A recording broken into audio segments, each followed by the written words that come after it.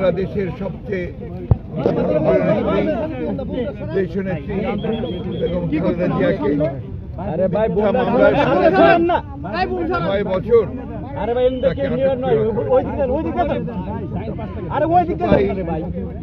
আটক করে রাখা হয়েছে। আটক করে রাখার সময় তিনি অসুস্থ হয়ে পড়েন। অত্যন্ত অসুস্থ হয়ে তিনি হাসপাতালে ভর্তি হন।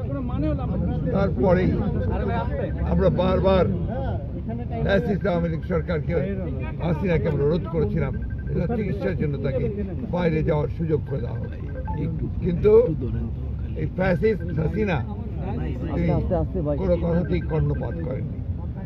আল্লাহর অশেষ রহমতে ছাত্র জনতার অভ্যুত্থানের মধ্য দিয়ে ফ্যাসিস্ট হাসিনা দেশ থেকে পালিয়ে যাওয়ার পরে আজকে দেশের নেত্রী বেগম খালেদা জিয়া সম্পূর্ণ মুক্ত হয়েছেন মিথ্যা মামলা থেকে।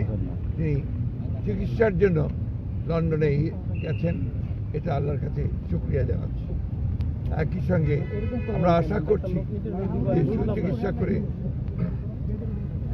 দেশনেত্রী বেগম খালেদা জিয়া আবার দেশের মানুষের কাছে ফিরে আসবেন।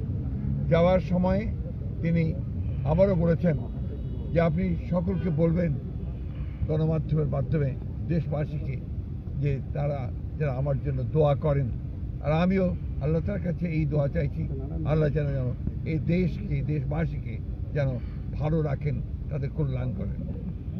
রাজনৈতিক কোনো বার্তা দিয়েছেন কিনা? রাজনৈতিক বার্তা তো ওটাই, যেন ভালো রাখেন, সুস্থ রাখেন, গণতন্ত্রকে যেন প্রতিষ্ঠা করা হয়, গণতান্ত্রিক ব্যবস্থাকে যেন আমরা সবাই মিলে ফোল্ড করি। Thank you.